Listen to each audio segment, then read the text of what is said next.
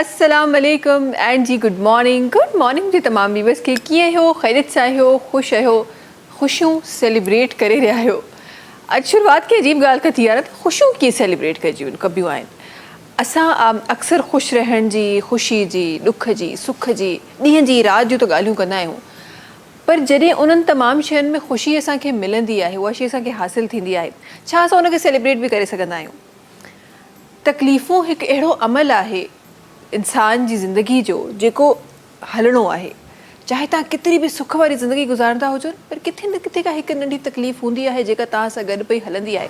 ऐं उहा ज़रूरी न आहे त सिर्फ़ु पैसे जी तकलीफ़ हुजे, दुनिया में ॿिया बि ग़म इलाही आहिनि।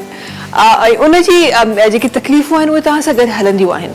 उन्हनि तकलीफ़ुनि जे दरमियान किथे घड़ियूं किथे घटि जेका ख़ुशी असांखे मिले थी, चाहे उहा हेतिरी मिले थी या हेतिरी सारी मिले थी, उनखे कीअं सेलिब्रेट कजे? अच्छा, शायदि असां ख़ुशी सेलिब्रेट करणु त सिखी वञूं, शायदि असांखे इहे लफ़्ज़नि में बयानु करणु अची वञे त ख़ुशी कीअं सेलिब्रेट कजे, पर इहो केरु जवाबु ॾींदो त उन ख़ुशी में जेकी पर्सनैलिटीज़ इन्वॉल्व आहिनि उनखे ख़ुशि रखण जे लाइ उन्हनि पर्सनैलिटीज़ खे कीअं सेलिब्रेट कजे। ऐं स्पेसिफिकली मां उन मुआशरे खां तालुक़ु रखां थी, उन मुल्क खां तालुक़ु रखां थी, उन धरती खां तालुक़ु रखां थी जंहिंमें असां अक्सर औरतुनि खे सेलिब्रेट कंदा आहियूं ऐं औरतुनि जे लाइ असां डिफरेंट शयूं करे रहिया हूंदा आहियूं।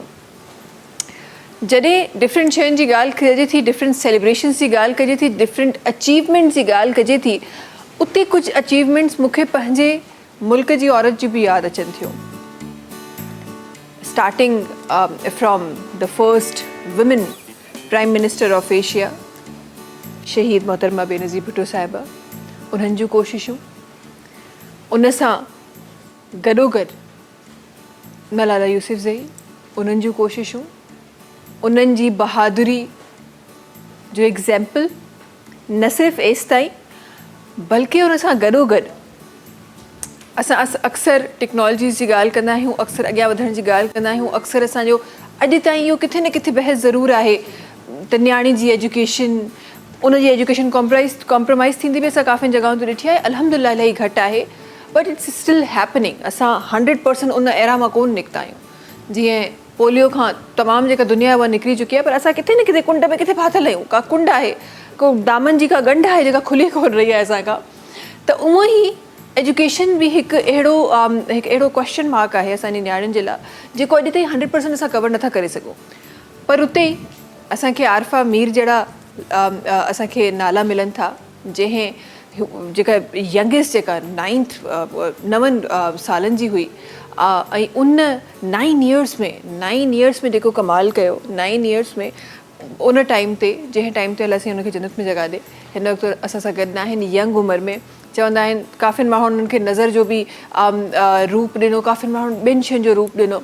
हिन वक़्तु असां सां गॾु न आहिनि, पर उन्हनि जी जेका कामयाबी हुई, उनजो जेको एफर्ट हो, उन 9 साल जी नंढी ॿारड़ीअ जो जेको एफर्ट हो, उहो असां सभिनी खे यादि आहे।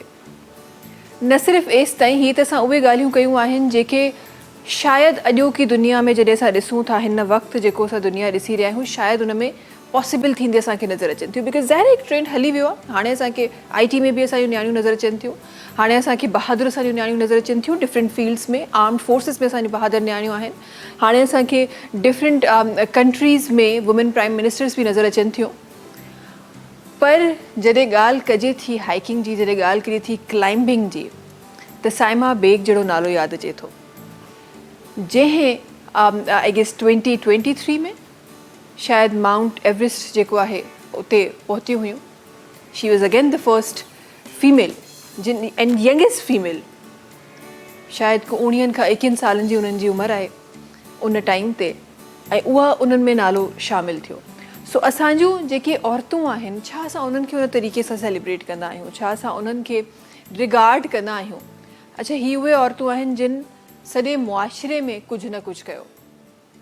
इन्हनि जी सेलिब्रेशन बि ज़ाहिर आहे ओतिरी वॾी हुजे, सॼो मुआशरो गॾु मिली करे, पर उहे औरतूं जेके तव्हांजे घरनि में आहिनि, यकीन कयो शायदि उहे प्राइम मिनिस्टर न आहिनि, शायदि उहे माउंट एवरेस्ट क्लाइम नथियूं करे सघनि, शायदि उहो IT में को वॾो नालो नथियूं खणी सघनि, शायदि उहे तकलीफ़ूं खाए बि एजुकेशन लाइ नथियूं ॻाल्हाए सघनि, पर जेको तव्हांजी ज़िंदगी में करे रहियूं आहिनि, अगरि तव्हांजी ज़िंदगी में उहे न हुजनि त शायदि तव्हां जिथे आहियो तव्हां उते पहुची न सघो। इहा हिकु हक़ीक़त आहे जेका असांखे तस्लीम करणी आहे। काफ़ियुनि जॻहियुनि ते थी बि रहियो आहे अल्हम्दुलिल्लाह, पर उनजो इज़हार असां अॼु ताईं करणु कोन सिखिया आहियूं। उन सेलिब्रेशन खे कंहिं तरीक़े सां अहसासु ॾियारिजे जेका तव्हांजे घर में तव्हांजी मदर आहे, जेका मदर तव्हांखे नंढपण खां पाले रही आहे, वॾो करे रही आहे। कॾहिं उन्हनि जे क़दमनि में वेही करे उन्हनि जा हथ पकड़ी करे उन्हनि खे थैंक यू चयो आहे उन जे लाइ, for once, for just once. कॾहिं उन्हनि खे थैंक यू चयो आहे? कॾहिं उन्हनि खे इहो अहसासु ॾियारियो आहे त हुननि जेको कुझु कयो आहे तव्हां शुक्रगुज़ार आहियो हुन जे लाइ? तव्हांजी भेनरूं जेके तव्हां वांगुरु ई कमु करे रहियूं आहिनि, जेके तव्हां वांगुरु ई स्टडीज़ करे रहियूं आहिनि, जेके तव्हां वांगुरु ई ॿाहिरां थी अचनि थियूं, पर वरी बि उहो कल्चरल हिकु इम्पैक्ट असां वटि आहे। असां केतिरा बि मॉडर्नाइज़ थी वञूं न त हिकु कल्चरल इम्पैक्ट, रिलीजियस इम्पैक्ट असांजे मथां आहे। वरी बि असांखे अगरि हिकु दफ़ो को भाउ पाणी पीआरे थो न त भेण उन जे लाइ 10 दफ़ा उन जे लाइ पाणी खणी ईंदी। सो इहो इम्पैक्ट असां वटि आहे। कॾहिं उन भेण खे थैंक यू चयो आहे? कॾहिं ॿियो केरु अवेलेबल न हुजे ऐं उन तव्हांखे मानी गरम करे ॾिनी हुजे, कॾहिं उन गरम मानी ते वेही उनजो शुक्र अदा कयो आहे? कॾहिं उहा हिकिड़ी शर्ट जेका प्रेस थी हुजे उन जे लाइ थैंक यू चयो आहे? तव्हांजूं वाइफ्स जेके ॾींहुं शुरू थिए थो खां ॾींहुं ख़तमु थियण ताईं, तव्हांजे ॾींहं जे शुरूआति खां ख़तमु ताईं तव्हांजे लाइ कुझु न कुझु कंदी रहनि थियूं, चाहे उहे घर में हुजनि, घर खां ॿाहिरि हुजनि, पर कुझु न कुझु तव्हांजे लाइ कंदियूं रहनि थियूं। ऐं मज़े जी ॻाल्हि कहिड़ी आहे त तव्हां खां पहिरीं उन्हनि जो ॾींहुं शुरू थिए थो ऐं तव्हां खां पोइ उन्हनि जो ॾींहुं ख़तमु थिए थो। इहो हर रोज़ु हिकु साइकिल आहे जेको हली रहियो आहे। पर छा इन साइकिल में किथे वेही असां उन्हनि खे एप्रिशिएट कयो आहे? असां उन्हनि जो इहो अहसान मञियो आहे त उहो असांजे लाइ केतिरो कुझु करे रहियूं आहिनि? तव्हांजूं धीअरियूं, छा उन्हनि जे लाइ कॾहिं थैंक यू जो को लफ़्ज़ इस्तेमालु कयो आहे? उहे ई धीअरियूं जेके नंढपण खां पंहिंजे वालिद खे जॾहिं उहे ॾिसंदियूं आहिनि त नंढपण खां जीअं जीअं वॾियूं थींदियूं आहिनि त वालिद घर में जॾहिं वापसि ईंदो आहे कमकार खां त फ़ौरन भॼंदियूं आहिनि उन्हनि वटि, उन्हनि जा कमकार करणु स्टार्ट कंदियूं आहिनि। काफ़ी सारा ख़ूबसूरत असां वीडियोज़ बि ॾिठा आहिनि त उन में असांजे पंहिंजे घरनि में बि असां इहा प्रैक्टिसिस ॾिठी आहे। फ़ौरन सां उन्हनि खां बैग वठंदियूं आहिनि, डिफरेंट शयूं कंदियूं आहिनि। छा कॾहिं उन न्याणी खे थैंक यू चयो आहे? पंहिंजी धीअरुनि खे थैंक यू चयो आहे? हीउ जेको हिकु कल्चरल साइकिल असां वटि हली रहियो आहे, जो रेगुलर साइकिल असां वटि हली रहियो आहे, हिन खे शायदि असां ॾाढो फॉर ग्रांटेड वठूं पिया। पर यकीन कयो को हिकु ॾींहुं बि, ख़ुदा न ख़ास्ता हिकु ॾींहुं बि इहो साइकिल तव्हां खां परे थिए, ज़िंदगी कंहिं तेज़ छोली वांगुरु डगमगाइण लॻंदी उहा ज़िंदगी जेका हिन वक़्तु ॾाढी सुकून में तव्हांजी गुज़री रही आहे। यकीन कयो हींअर वक़्तु आहे उन्हनि पंहिंजनि प्यारनि औरतुनि खे, जेके तव्हांजी ज़िंदगी में जेके बि औरतूं आहिनि, तव्हांजी मदर आहिनि, तव्हांजूं भेनरूं आहिनि, धीअरूं आहिनि, वाइफ्स आहिनि, उन्हनि तमामु औरतुनि खे थैंक यू चओ।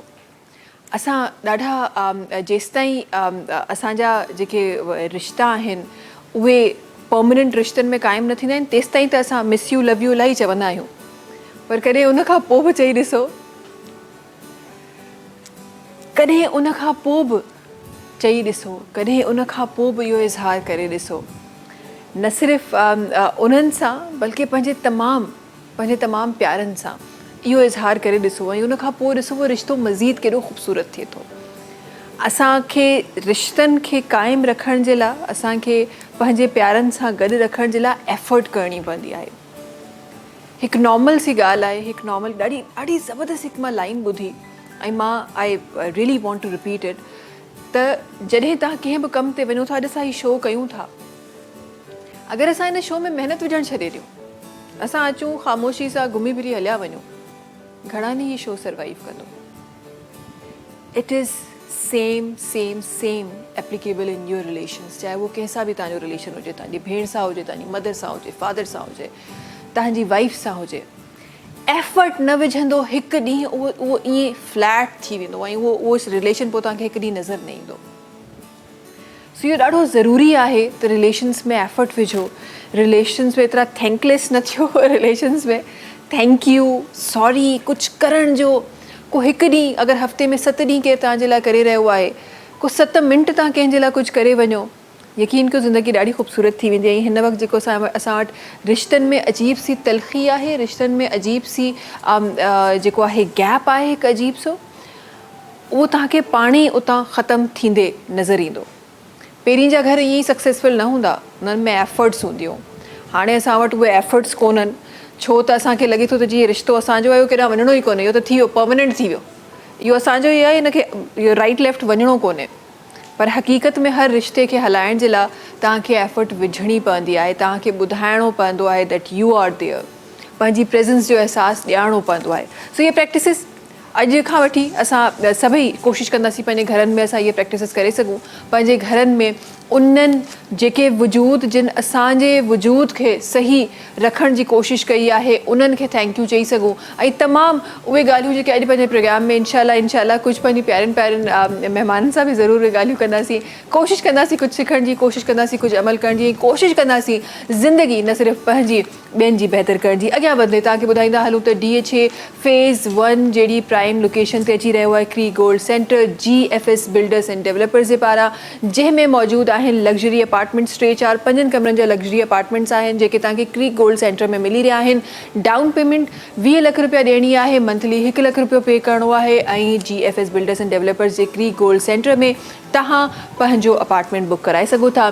क्रीक गोल्ड सेंटर में तव्हांखे मिली रहियूं आहिनि शॉप्स बि, इनिशियली 3.5 लख रुपया पे करणा आहिनि, मंथली 25,000 पे करे क्रीक गोल्ड सेंटर में DHA फेज़ 1 जहिड़ी प्राइम लोकेशन में तव्हां पंहिंजो शॉप बि बुक कराए सघो था। इन सां गॾोगॾु GFS बिल्डर्स एंड डेवलपर्स ॾेई रहियो आहे तव्हांखे कम्यूनिटी स्टाइल रेजिडेंसी, जंहिंमें मौजूदु आहिनि घर ऐं प्लॉट्स। प्रीमियम ब्लॉक अची रहियो आहे GFS बिल्डर्स एंड डेवलपर्स जे पारां, जंहिंजे लाइ तव्हांखे मंथली सिर्फ़ु ऐं सिर्फ़ु 20,000 रुपया ॾियणा आहिनि। ऐं प्रीमियम ब्लॉक में कम्यूनिटी स्टाइल रेजिडेंसी में तव्हां पंहिंजे घर या पोइ पंहिंजे प्लॉट जा मालिक बि थी सघो था।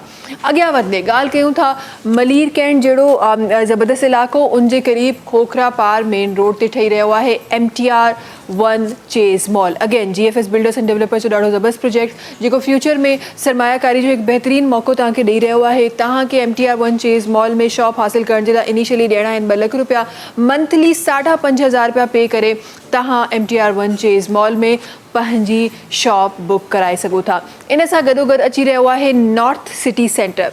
नॉर्थ सिटी सेंटर में मौजूदु आहिनि सेमी फर्निश्ड अपार्टमेंट्स, ऐं जंहिंजे लाइ तव्हांखे डाउन पेमेंट ॾियणी आहे सिर्फ़ु ऐं सिर्फ़ु 3.5 लख रुपया, मंथली तव्हांखे 15,000 रुपया ॾियणा आहिनि ऐं डाउन पेमेंट 3 लख रुपया ॾियणी आहे। ऐं तव्हां पंहिंजे सेमी फर्निश्ड अपार्टमेंट जा मालिक थी सघो था नॉर्थ सिटी सेंटर में। नॉर्थ सिटी सेंटर में मिली रहिया आहिनि शॉप्स बि, इनिशियली 2 लख रुपया पे करणा आहिनि, मंथली 5,000 रुपया पे करणा आहिनि ऐं तव्हां नॉर्थ सिटी सेंटर में पंहिंजी शॉप जा बि मालिक थी सघो था। अच्छा जी, तमामु जेके प्रोजेक्ट्स आहिनि उहे GFS बिल्डर्स एंड डेवलपर्स जे बैनर जे हेठां ठहियल आहिनि। तमामु प्रोजेक्ट जेको पेमेंट स्केड्यूल आहे उहो फ्लेक्सिबल आहे, 5 सालनि जी आसान किस्तनि में मिली रहिया आहिनि। त अॼु ई वञो GFS बिल्डर्स एंड डेवलपर्स वटि, पंहिंजो शॉप, पंहिंजो घर, पंहिंजो अपार्टमेंट या पोइ पंहिंजो प्लॉट बुक करायो। शोभी भाई असां सां गॾु आहिनि। अस्सलाम वालेकुम शोभी भाई, छा हाल आहे? ख़ैरियत सां आहियो? ख़ुशि आहियो? अस्सलाम वालेकुम मेरी बहन, ज़बरदस्त अल्हम्दुलिल्लाह। ताऊ की तबीयत बहुत ख़राब थी, शुक्र अल्हम्दुलिल्लाह बेहतर है माशाल्लाह। और एक चीज़ भूल गया, सलाम सिंध सबसे पहले। हाँ जी, इंसान जहाँ रहता है, जिधर रहता है, ये माँ है, ये मिट्टी है, सबसे पहले सलाम इनको। और ज़बरदस्त आपने बहुत प्यारी बात की कि जो अपने प्यारे हैं उनको छोटी छोटी खुशियाँ जो है वो आपको ख़ुद को ज़िंदगी देती हैं। जो सच्ची बात ये है कि कहते हैं ना, अल्लाह रब्बुल आलमीन ने इतना सवाब रखा है कि आप किसी को मुस्कुरा के भी देखें तो वो भी सदका जारिया है। सदका जारिया है, माँ की तरफ प्यार से देखें तो आपका सवाब है। जाल यानी बीवी आपकी अपनी है, अगर आप उससे 2 घड़ी उसको टाइम दे रहे हैं तो भी आपको सवाब है। हाँ। तो ज़िंदगी जीने के लिए बहुत सारी चीज़ें हैं। बिल्कुल आपने ठीक कहा, सिर्फ पैसा ही नहीं है सब कुछ। बिल्कुल। और शुभ एक बात तो बताएं, ये आपने कहा जाल यानी बीवी, अगर आपकी अपनी है, हाँ, ये स्पेसिफिकली अगर आपकी अपनी है का क्या मतलब है? अपनी वाइफ के साथ ज़रूर जिसे कहते हैं टाइम शेयर करें। हाँ। क्योंकि मैं खुल के शोभी भाई ने कितना किया? शोभी भाई ने कितना टाइम स्पेंड किया? करता हूँ, बिल्कुल करता हूँ। हाँ जी। कभी चाय बना के दी? जो वक्त मिलता है बिल्कुल। अभी बहुत तबीयत ख़राब थी, उनको फ्लू था, नज़ला था, बुखार था, तो सारा मुझे ही करने के लिए करना पड़ गया। ब्रेकफास्ट भी बच्चों का बनाना पड़ा, जिसके लिए मुझे बच्चों से बड़ी बातें भी सुननी पड़ी हैं। पापा ये क्या बनाया है आपने, ये क्या, क्योंकि माँ माँ होती है। माँ होती है। हाँ जी, हमें लगता नहीं है ऐसा, हम ऐसा सोचते हैं कि सारा काम हम ही करते हैं, लेकिन ऐसा नहीं है कि जो एक खातून है जिसे खाना होती है, घर में जो औरत होती है, उसका बड़ा एक किरदार होता है। मेरी बहन, इसमें कोई शक नहीं कि अगर वो ना हो तो यकीन माने घर का शरियाज़ा बिगड़ जाए। पहले वो माँ की सूरत में होती है, फिर वो वाइफ की सूरत में आपकी पार्टनर होती है, जो आपके सारे काम, सारी मुश्किलातों को दूर कर देती है। मुझे तो खुद नहीं पता होता कि मेरी चीज़ें कहाँ हैं। ये बिल्कुल, ये कमाल है कि हमें अपना ही खुद पता नहीं होता कि चीज़ें कहाँ हैं और उनको पता होता है। खैर जी, प्रोग्राम की शुरुआत करते हैं। क्या शामिल हो रहा है शुभ भाई? हाँ, अब ये है कि मैंने बड़ी ज़बरदस्त मीठी मीठी बातें की हैं, पर एक दुखी सा शिकवा करता हूँ आपके साथ शेयर। ओहो। अपनी कहानी रो रो सुनानी हमसे ना होगी ऐसी नादानी। और अफशन जी ने क्या बोला था?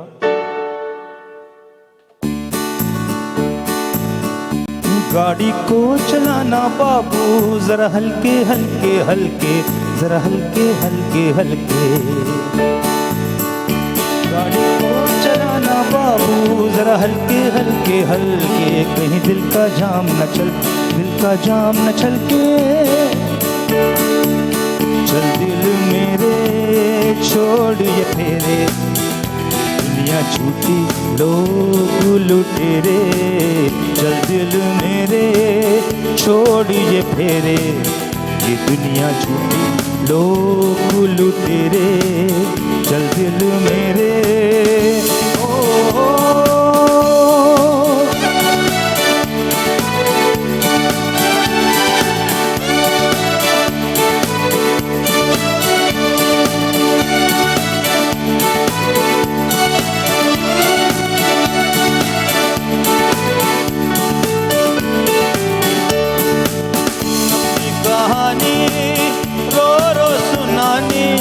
हमसे ना होगी ऐसी नादानी। अपनी कहानी रो रो सुनानी हमसे ना होगी ऐसी नादानी।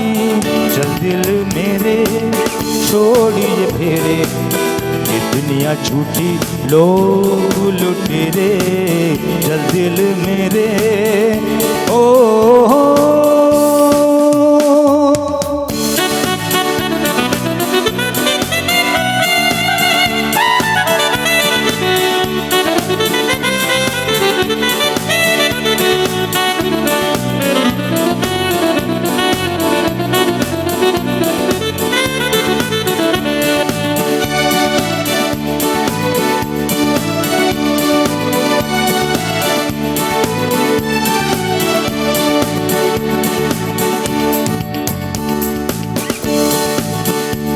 पुजारी हुस्न पे पारी, बातों के कच्चे हवा सवारी।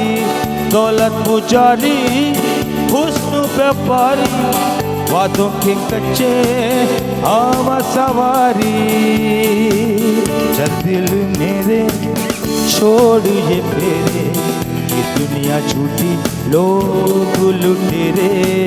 चल दिल मेरे छोड़ ये फेरे, ये दुनिया झूठी लोग लुटेरे। चल दिल मेरे ओ हो।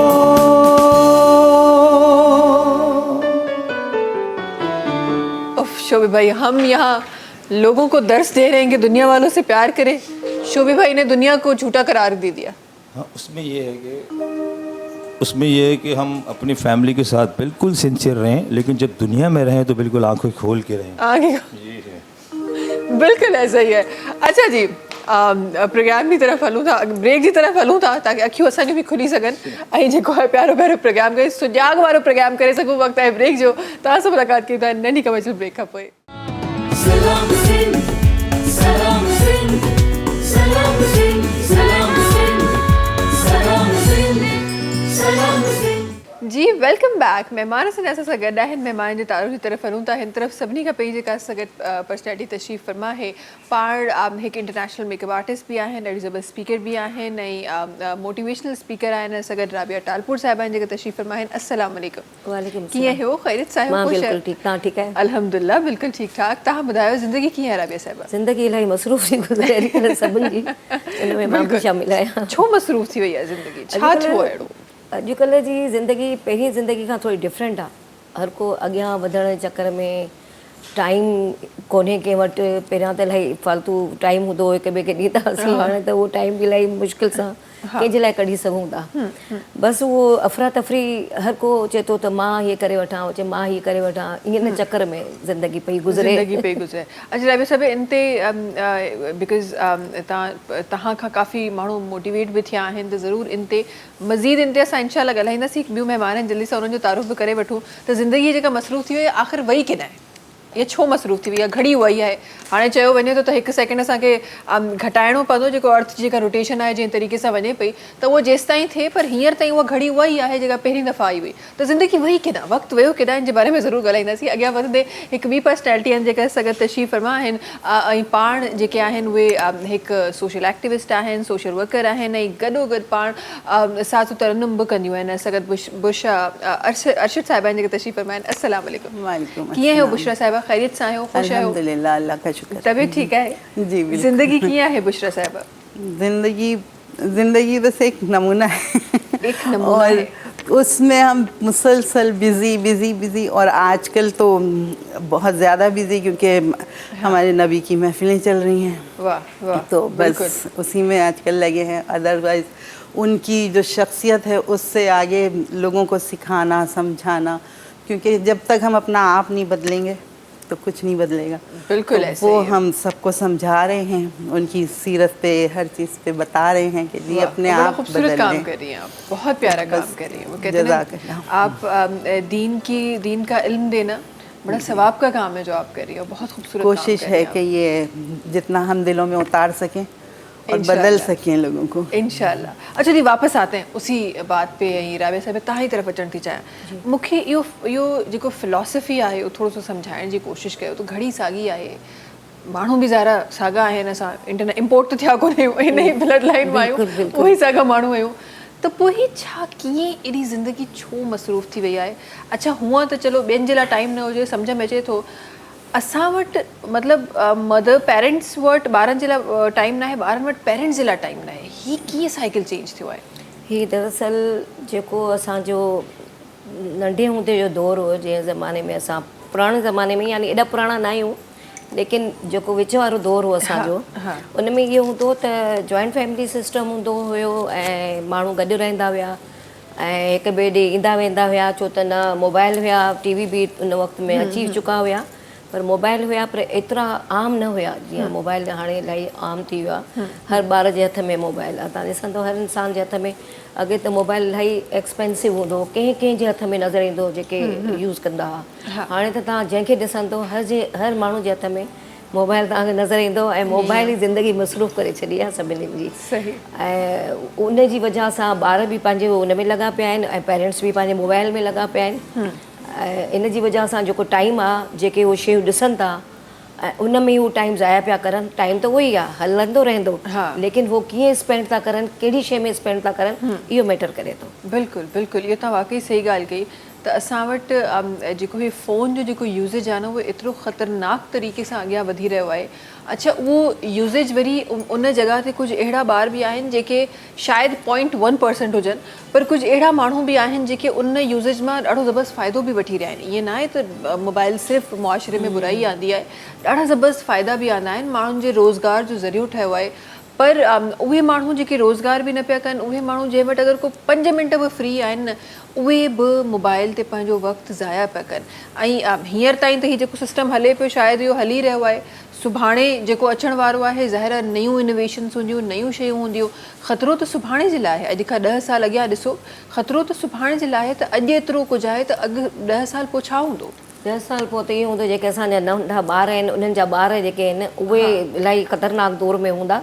पर इन्हनि खे कंट्रोल कयो वञे त बहितर आहे। जहिड़े तरीक़े सां बि करे सघो था, या पेरेंट्स करनि या दोस्त करनि या जेके माण्हू जेके मोटिवेट था करनि ॿारनि खे मोबाइल मां कढण लाइ, त उनखे मतिलबु एक्टिविटी ॾेखारनि, जीअं गेम्स वग़ैरह थी वई, एक्सरसाइज़ थी वई, या उन्हनि खे मेंटली का शइ ॾियो जेकी उहो पंहिंजो ड्रॉ करनि ताकी उन शइ में लॻनि, हिन शइ खे छॾे ॾियनि जंहिंजे करे उहो नुक़सान में था वञनि ॿार। त उन्हनि जे लाइ असांखे इहे शयूं करणी पवंदियूं। हाँ, अच्छा, हिकु ॾाढी सुठी प्रैक्टिस जेका मूं कुझु घरनि में ॾिठी आहे त हिकु सर्टन एज ताईं ॿारु अगरि जेको आहे उहो 15 सालनि ताईं नथो पहुचे तेसि ताईं उनखे मोबाइल जी जेका इस्तेमालु करण जी जेका आदत आहे उहा विझणी न आहे।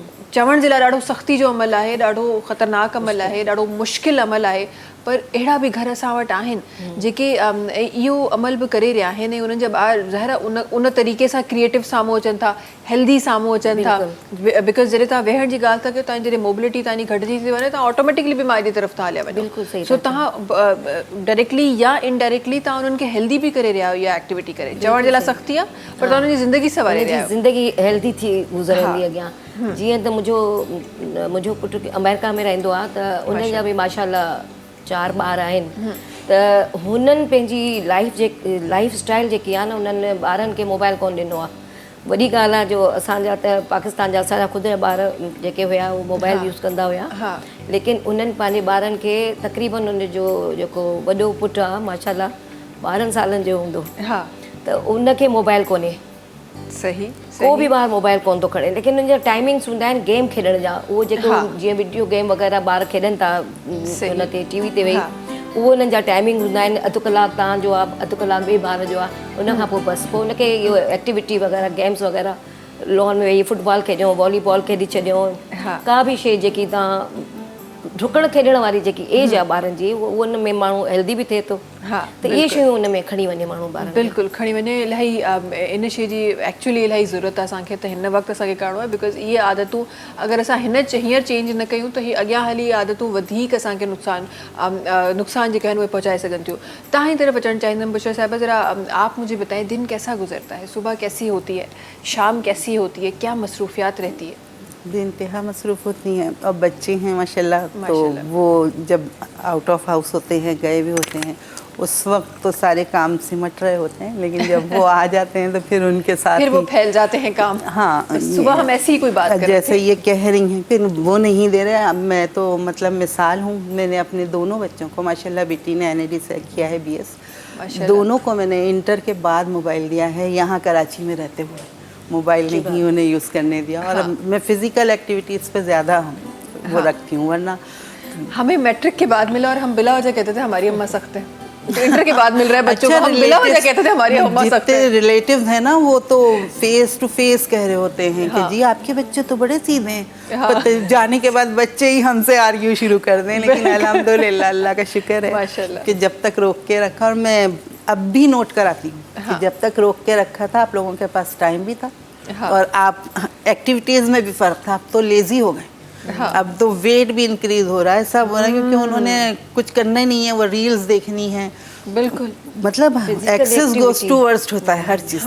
ऐसा ही है। मियाना रवि से आप सब कुछ इस्तेमाल करें, उसकी अच्छाइयाँ बुराइयाँ देखते हुए, लेकिन एक्सेस हो जाए, एक्स्ट्रा हो जाए, तो फिर सिर्फ नुकसान ही होता है। नुकसान ही होता है, बिल्कुल ऐसे ही है। अच्छा, मुझे आप दोनों के लफ्ज़ों में मैं इस बात को समझना चाहती हूँ। सुबह भी कुछ हम इस तरह की बात कर रहे थे कि हमारे पास बड़ी कॉमन प्रैक्टिस है, जिस तरह आपने कहा कि जब बच्चे घर पे नहीं होते तो घर का जो है ज़ाहिर है सिस्टम सारा देखना होता है, करना होता है, और सिर्फ ज़रूरी नहीं होता कि घर के काम का मतलब झाड़ू पोछा है, घर के रिस्पॉन्सिबिलिटी होते हैं। बिल्कुल, और रिस्पॉन्सिबिलिटी बड़ी चीज़ होती है, तो बहुत सारी चीज़ें होती हैं जो हमारी ख़वातीन कर रही होती हैं और रेगुलर बेसिस पे कर रही होती हैं, लेकिन कभी ज़िंदगी पॉज करके सोचा है कि ये जो ज़िंदगी है जो इस तरह गुजर रही है, कभी कोई थैंक यू बोलते हैं उसके लिए, कहीं कहीं चयो हुआ है ज़िंदगी में? तो ये जो कोई रवान रोज़ सुबह जो उथणो आहे, ये करिणो आहे, हिन जे लाइ ये करिणो, हिन जे लाइ शुक्र करणु खपे, छो त अलाह साईं असांखे ज़िंदगी ॾिनी आहे, हिकिड़ी सुठी ज़िंदगी ॾिनी आहे, जेके जॾहिं तव्हां ॿाहिरि निकिरो था ऐं तव्हां माण्हू ॾिसो था, पोइ तव्हां शुक्र कयो था त असां इलाही सुठा आहियूं, इलाही बहितर आहियूं, अलाह साईं असांखे सही जॻह ते रखियो आहे। हर इंसान खे शुक्र करणु खपे,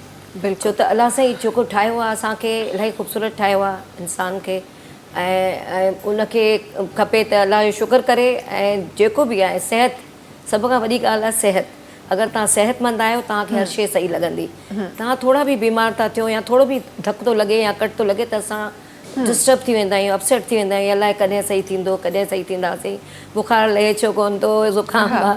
त जॾहिं असां सिहतमंद हूंदा आहियूं त केतिरो शुक्र कंदा आहियूं अलाह साईं जो। त इहा सिहत सभ खां इम्पोर्टेंट आहे, तव्हां पंहिंजी सिहत बिल्कुलु ईअं आहे। पर राबिया साहिबा कॾहिं त अर्ज थींदी हूंदी न त हीअ जेको मां रेगुलर ॿियनि जे लाइ ज़िंदगी जी रही आहियां, शायदि ज़िंदगी में किथे को कॉर्नर पंहिंजे लाइ बि कमु तव्हां कंदा हुजो, पर जेको मोस्ट ऑफ द टाइम त ॿियनि जे लाइ ज़िंदगी जेका आहे उहा सर्व करे रहिया आहियो, चाहे उन में तव्हांजा ॿार हुजनि, तव्हांजा हस्बैंड हुजनि, सोसाइटी हुजे, ॿियनि जे लाइ कॾहिं त दिलि चवंदी हूंदी त यार को त हुजे जेको एप्रिशिएट करे, को त हुजे जेको अची चए त यार हिन हे सभु कमु कयो आहे। बिल्कुलु सही ॻाल्हि कई आहे। उहा अर्ज कॾहिं फील थींदी आहे? एप्रिशिएट जॾहिं को कंदो आहे न कंहिंखे बि, घर में जेतिरा बि भाती हुजनि, तव्हांजा मेंबर्स हुजनि, जॾहिं तव्हां को कमु कयो था सुठो ऐं मेंबर्स तव्हांखे जेके घर में तव्हांजा माइट आहिनि या ॿार आहिनि या हस्बैंड आहे जेको बि आहे, तव्हांखे अगरि उहो तारीफ़ करे थो त तव्हांखे वधीक ख़ुशी थिए थी ऐं तव्हां वधीक वरी उन्हनि कमनि खे वधीक सुठे नमूने सां कयो था ऐं ख़ुशी कयो था।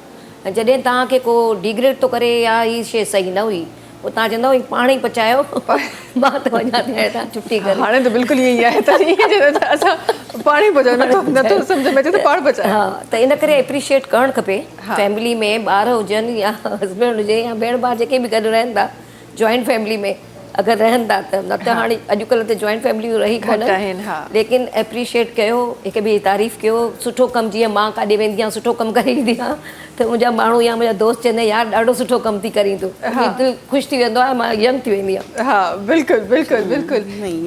ये आपके ज़रा अल्फाजों में भी इस बात को मैं समझना चाहूँगी, कितना ज़रूरी है आपके घर पे जो भी औरत है, चाहे वो माँ के रूप में, बीवी के रूप में, या बहन बेटी के रूप में, कितना ज़रूरी है उसको ये एहसास दिलाना कि आप जो कर रही है ये कमाल कर रही है, ये कोई और नहीं कर सकता। ये कितना ज़रूरी है? बहुत ज़रूरी है। और आप देखिए अगर इस तरह नहीं होना, एप्रिसिएशन होती है, वो हम महसूस ना करें वो अलग बात है, लेकिन होती है तो नेक्स्ट काम जो हम कर रहे होते हैं और अच्छा करते हैं।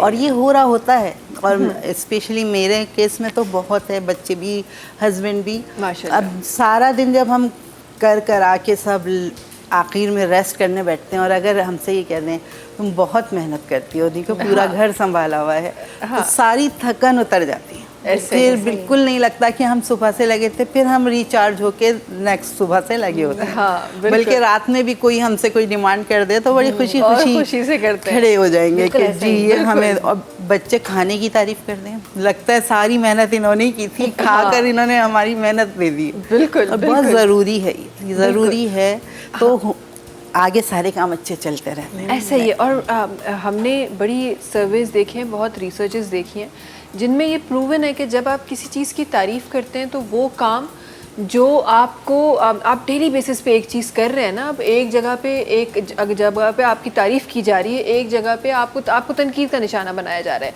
तो जहाँ तनकीद हो रही होती है वो काम आपको बर्डन लग रहा होता है कि यार पता नहीं कौन सी मुसीबत में फंस गई हूँ, पता नहीं क्या हो गया है, वो उस काम की जो थकन है वो 10 गुना ज़्यादा बढ़ जाती है। लेकिन जहाँ तारीफ़ हो रही होती है वहाँ आपको पता ही नहीं चल रहा होता कि क्या हो रहा है। हम वो फैशनाइज कर रहे होते हैं कि नहीं ये तो हमारा पसंद है, इसे और अच्छे से करिए। ये तो है। अच्छा, कैसे आज जिस तरह आप लोग अपने घरों में डिफरेंट चीज़ें आप लोग कर रहे हैं, अब अपने बच्चों के लिए, अपने हस्बैंड्स के लिए जो भी चीज़ें आप कर रहे हैं, अपने घर वालों के लिए, फैमिली के लिए, अपनी मदर को कैसे देखा था?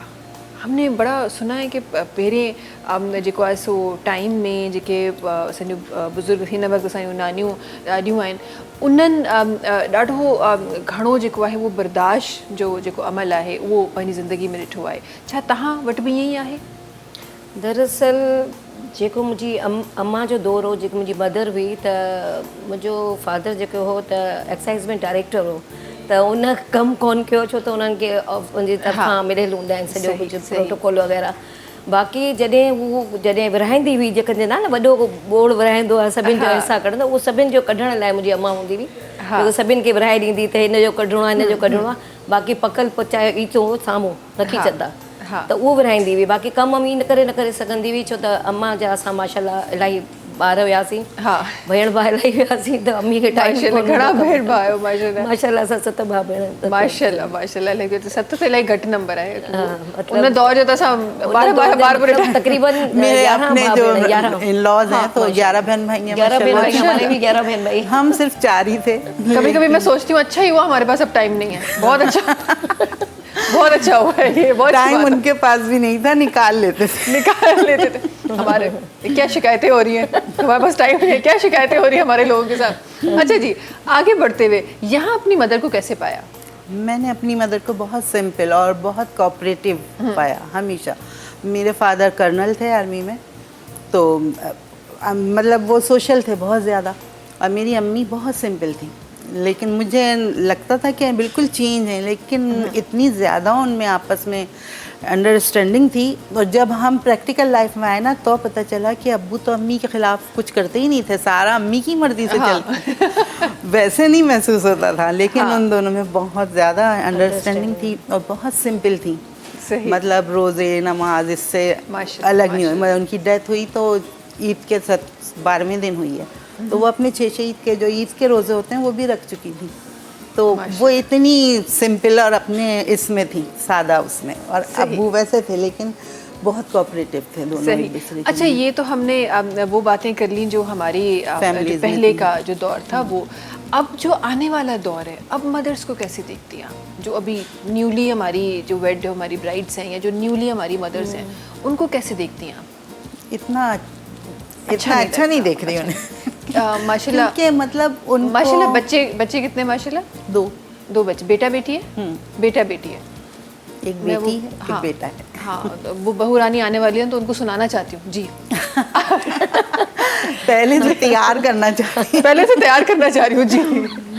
नहीं, उन्हें भी ना, वो भी कॉपरेशन से चलेंगी तो हाँ। इंशाल्लाह अच्छा। मेरे साथ तो मुझे यही लगता है कि मैंने उसको बेटी ही की जगह दे देनी है, बेटी के प्लेसमेंट में आनी है इंशाल्लाह। तो उसको जगह जब वही आप देनी है। फ्रेंड बनाते हैं, अब जैसे उनके साथ फ्रैंक होते हैं, तो मेरे ख्याल में कोई मसले पैदा नहीं होते हैं। मेरी भी बहू है, बिल्कुल। हाँ, बेटा माशाल्लाह। है मेरे माशाल्लाह, और मैं फ्रेंडली हूँ, मैं हाँ। सास नहीं बन वो सकती। अमेरिका में बैठी हुई है ना, इसीलिए friend- नहीं हाँ। नहीं, पहले तो हमारे साथ रहती थी, और अच्छा। उसके बाद अमेरिका गए हैं। अच्छा, बट एक्चुअली ये तो चले मजाक जो को है वो हलंदो ही रहदो, कोई बात नहीं। बट हाँ ये मजाक लेकिन तो जो है- आजकल बहुत ज़्यादा ना केयरलेस हैं आप। वो अपनी प्रायोरिटीज इसकी ज़्यादा भी है एक वजह है। और बच्चों के लिए इतना टाइम नहीं है, तो वो भी ये है कि घर के बड़े देख लेंगे। वो पता है क्या, उनको टाइम नहीं है बच्चियों को, क्योंकि वो जॉब भी करती हैं, डॉक्टर है, कोई इंजीनियर है, कोई ऑनलाइन काम कर रही है, जॉब कर रही हैं, टीचर्स हैं स्कूल में, तो वो कहाँ से टाइम नहीं निकाल सकते टाइम नहीं बच्चियाँ। निकाल पा रही तो हैं उनके ना। पास टाइम नहीं है, स्टेमिना नहीं है उनके पास, वो चीज़ें उन्होंने नहीं खाई जो हम लोगों ने उस जमाने में खाई थी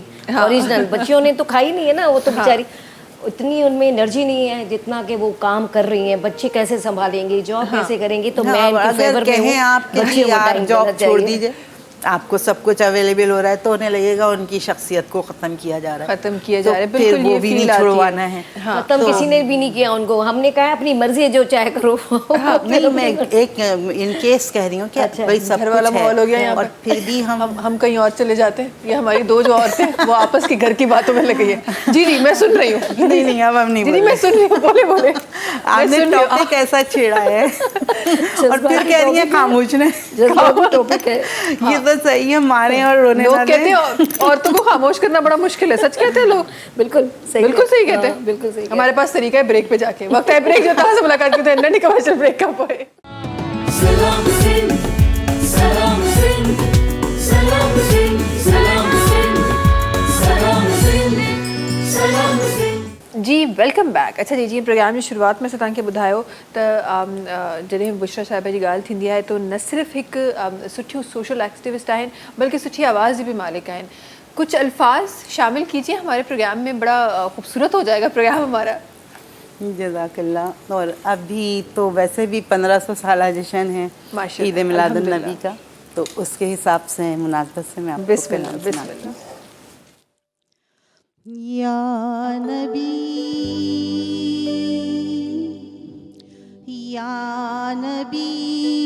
नजर करम फरमाना, या नबी नजर करम फरमाना, ए हसनैन के नाना नाना, ए हसनैन के नाना, ए हसनैन के नाना नाना, ए हसनैन के नाना, ज़हरा पाक के सदक़े हमको, ज़हरा पाक के सदक़े हमको तैबा में बुलवाना।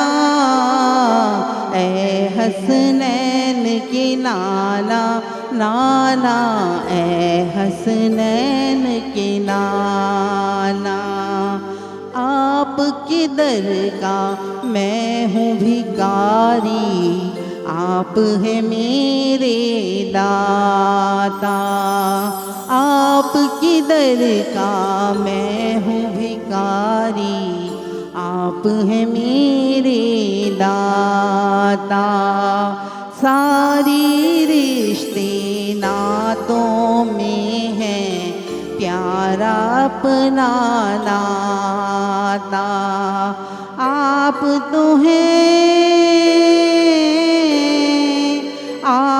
तो हैं आता है जिनको सबकी लाज निभाना। ए हसनैन के नाना नाना, ए हसनैन के नाना, ए हसनैन के नाना नाना, ए हसनैन के नाना। बेसाया है लेकिन दो जग पर है आपका साया। बेसाया है लेकिन दो जग पर है आपका साया। अर्श मुअल्ला बना मुहल्ला, दीद को रब ने बुलाया। अर्श मुअल्ला बना मुहल्ला, दीद को रब ने बुलाया। हशर तलक ना, हशर तलक ना होगा किसी का ऐसा ना जाना। ए हसनैन के नाना नाना, ए हसनैन के नाना, ए हसनैन के नाना, ए हसनैन के नाना। सज गई है मीलाद की महफिल, क्या है खूब नज़ारा। सज गई है मीलाद की महफिल, क्या है खूब नज़ारा। कैफो मस्ती में डूबा है देखो आलम सारा। कैफो मस्ती में डूबा है देखो आलम सारा। ढूंढ रही है, ढूंढ रही है आपकी रहमत बख्शिश का बहाना। ए हसनैन के नाना नाना, ए हसनैन के नाना, ए हसनैन के नाना नाना, ए हसनैन के नाना। ज़हरा पाक के सदक़े हमको, ज़हरा पाक के सदक़े हमको तैबा में बुलवाना। ए हसनैन के नाना, ए हसनैन के नाना। माशाल्लाह, सुभान अल्लाह, बहुत खूब, बहुत खूब, माशाल्लाह, बहुत प्यारे प्यारे तरीके से कलाम पढ़ाया आपने, बहुत खूबसूरत। अच्छा जी, हिकत ज़हरा, ये माहौल भी एड हुआ है और रबीउल अव्वल जब भी स्टार्ट हो जाता है तो ये माहौल जो है वो मुझे लगता है कि हर मुसलमान के दिल में छाया हुआ होता है, और अल्हम्दुलिल्लाह हम उन कंट्रीज़ में से हैं जो मुस्लिम कंट्री है, तो उसमें तो वैसे ही जब बाहर निकलते हैं आप तो वो सजावटें, वो महफिलें और वो तमाम चीज़ें जो है वो अल्हम्दुलिल्लाह हमें देखने को मिलती हैं। अच्छा जी, कुछ भी गालियों जल्दी जल्दी प्रोग्राम में शामिल था करे बैठूँ। बुशरा साहिबा, आप ही से स्टार्ट करना चाहूँगी और उसके बाद फिर इंशाल्लाह ताई तरफ भी इंदा सी राबिया साहिबा, कि हमारे पास जिस तरह आप कितनी खूबसूरती से पढ़ रही है ना, एक पैशन है, एक पैशन है आपके अंदर माशाल्लाह, इतनी खूबसूरती से आप पढ़ती हैं, और हमारे पास तो वक्त जो है वो इतना है, लेकिन आई एम श्योर कि ये बड़ा एक तवील एक सिलसिला होता होगा जब भी होता होगा माशाल्लाह से। मुझे ये बताएं कि अपने पैशन को, ये एक शौक़ है आपका जो अभी आप हम सब के सामने जो आपने पेश किया, ये जो पैशन है, हमने बड़ा देखा है कि औरतों को अक्सर अपना जो पैशन है उसको करियर बनाने नहीं दिया जाता। अगर उसको डॉक्टर बनना है तो उसको टीचर बना दिया जाता है, टीचर बनना है तो डॉक्टर बना दिया जाता है। ये इसको कैसे देखा है आपने मुआशरे में? ये एक ड्रॉबैक है हमारे, मतलब सोशल उसमें एक ड्रॉबैक चल रहा है। जो वालिदैन चाह रहे होते हैं वो एम्बोस करते हैं बच्चों पर कि जी ये कर लो, ये करो। हालांकि मेरी अपनी जो है, और मैंने प्रैक्टिकली भी यही किया कि जो रुझान बच्चों का है, जिसका जो रुझान है उसको उसमें आगे बढ़ने दिया जाए, तो वो उसको प्रैक्टिस में लाए, या वो उसको सिर्फ अपने शौक़ तक रखे, लेकिन उसका जहाँ रुझान है, जैसे ख़वातीन का किसी का कुकिंग में बहुत अच्छा उनका रुझान, मेरा अपना भी है, मुझे किसी के हाथ का इतना समझ नहीं आता क्योंकि खुद बहुत शौक़ है। और जो कुछ खुराक होते हैं, एक सेकंड बहू रानी को दोबारा मैं जो है वो मुतवज्जा करना चाहती हूँ। अब बोलिए। अभी आई नहीं है अब वो जब आएगी तब देख लेगी शो, वो स्टडी करके आएगी ना। आजकल की लड़कियां बड़ी शार्प है, वो स्टडी करके बहुत ज़्यादा चला के कहेंगी आपको अपने हाथ का पसंद है, हमें भी आपके ही हाथ का पसंद है। आप ही बनाए, हमने नहीं बनाए, हमने तो दूसरी एक्टिविटीज में रहना है। मैं भी खुश, वो भी खुश। बिल्कुल। लेकिन तो, नहीं माशाल्लाह से मैं असल में बिलोंग भी पीछे मौलाना हामिद बदाई उन्हीं से करती हूँ, वो मेरे नाना थे, तो हमें इसमें रुकावट नहीं हुई और हमने इसे प्रोफेशन बनाया भी नहीं। मतलब आजकल जो है बहुत ज़रूरत है उन लोगों की जो इस बात को क्लियर कर सकें, क्योंकि आप देखिए इतना उछल कूद, मतलब नात ख्वां तो नहीं रहती, वो एक सबील बन के पहुँचती है महफिल में, और उसका काम ये होता है जल्दी जल्दी करके दूसरी महफिल। जो प्रोफेशन बना लेंगे ना तो फिर वो इसको अकीदत नहीं दे पाएंगे। तो ये प्रोफेशन तो नहीं बनाया मैंने, तो एक अकीदत के साथ ये शौक़ पूरा होने दिया गया, रास्ते भी खोले गए माशाल्लाह। तो माशाल्लाह से ऐसी कोई रुकावट आई नहीं, लेकिन होता यहाँ बहुत है, ये बहुत है, बिल्कुल ऐसे ही है। अच्छा, न सिर्फ राबिया साहिबा इहो हिकिड़ो प्रोफेशन ओवरऑल भी असां जॾहिं न्याणियुनि जी ॻाल्हि कयूं था ऐं स्पेसिफिकली ॻोठनि देहातुनि जी ॻाल्हि कयूं था, आई एम श्योर त तव्हांजो बि वाबस्तगी उन्हनि सां ज़रूरु थी हूंदी जंहिं तरीक़े जो तव्हांजो कमु आहे। त मूंखे इहो बि थोरो सो सम्झाइण जी कोशिशि करियो त हीअ जेको पैशन ऐं प्रोफेशन जी जंग अॼु ताईं असांजी जेका न्याणी आहे उहा विढ़ी रही आहे, छा हिन जे ख़तमु थियण जो को आसरो आहे शहरी दुनिया में? शहरी दुनिया खां ॿाहिरि वञी, त शहरी दुनिया में अॼु वरी बि अवेयरनेस असां वटि आहे, शहर खां ॿाहिरि निकिरी थोरो सो ॿुधायो।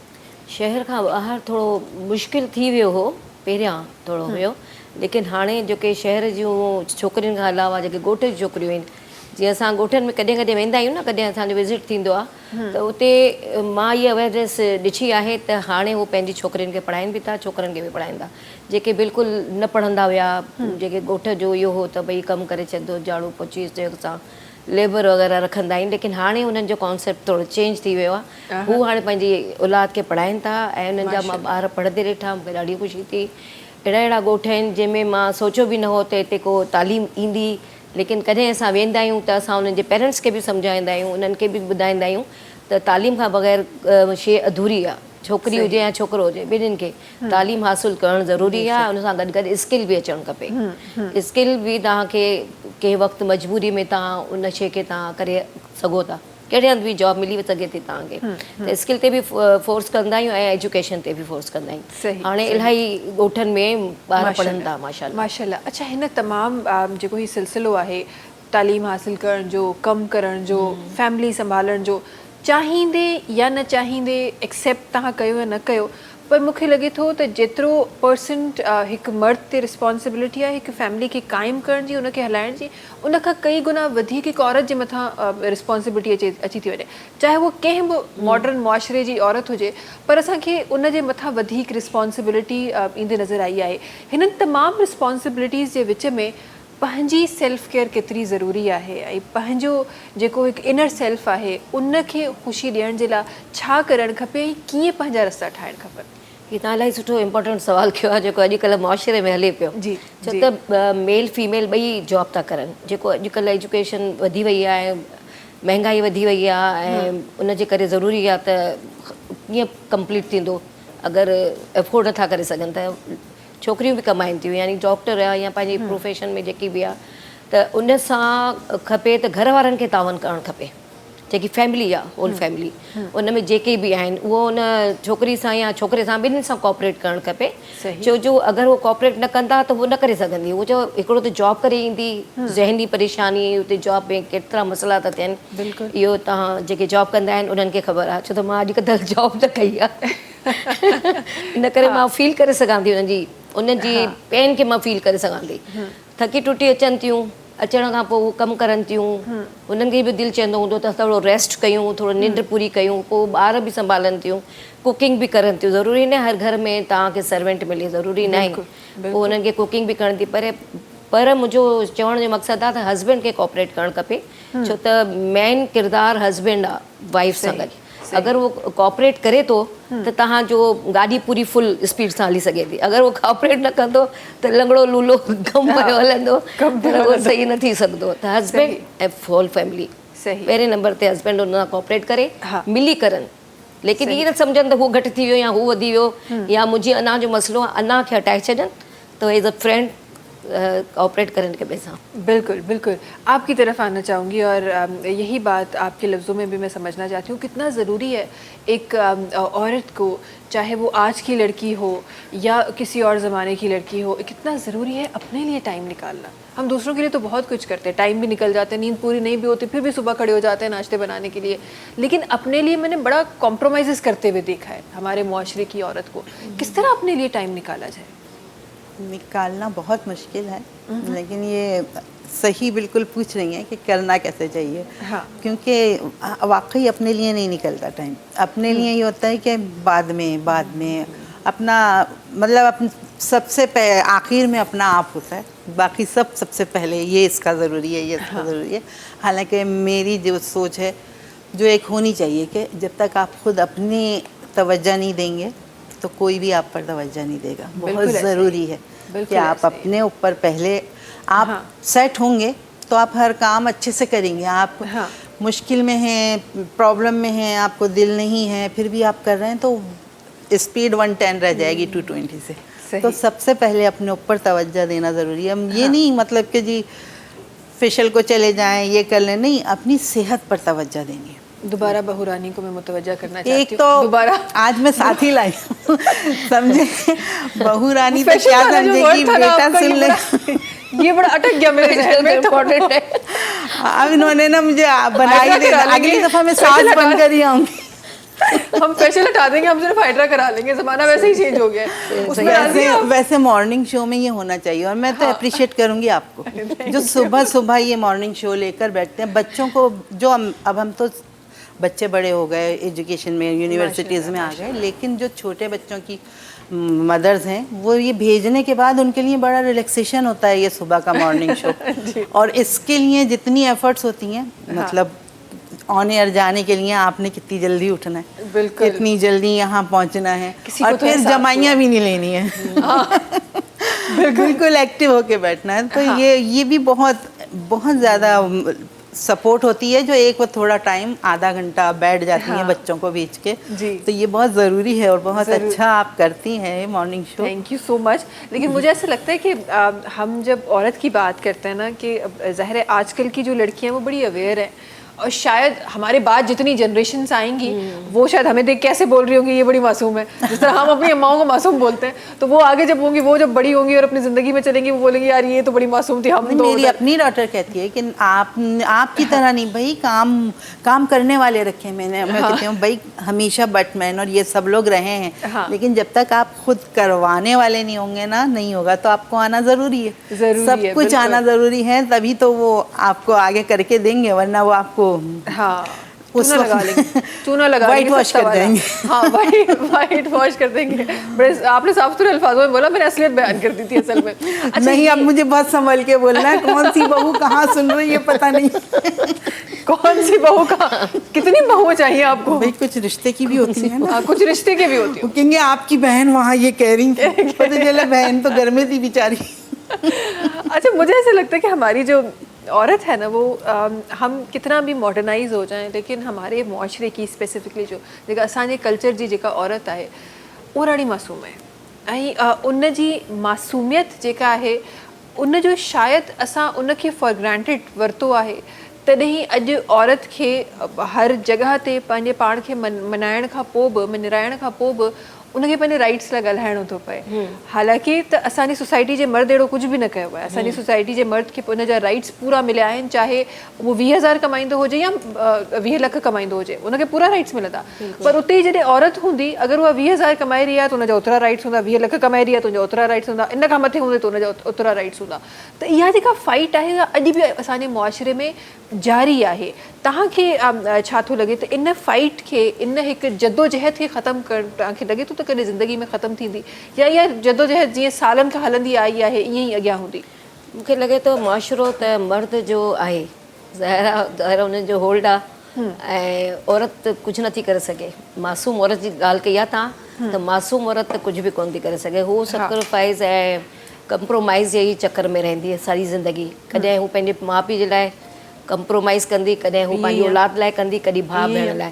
त हू मूंखे त नथो लॻे त घटि माण्हू जेके इन शइ मां निकिरंदा, बाक़ी मेजॉरिटी जेकी आहे औरत हमेशह वीचारी ईअं ई रहंदी मर्द जे कंट्रोल में, ऐं उनखे उहे ई राइट्स मिलंदा जेके उनजे आहिनि, माई जा जेके औरत जा आहिनि। ऐं असांखे इस्लाम इलाही सुठा राइट ॾिना आहे, असांजे क़ुरान औरत खे इलाही सुठी इज़त ऐं रिस्पेक्ट ऐं इलाही राइट्स आहिनि, पर उन्हनि ते अमल कयो वञे न त पोइ औरत महफ़ूज़ आहे।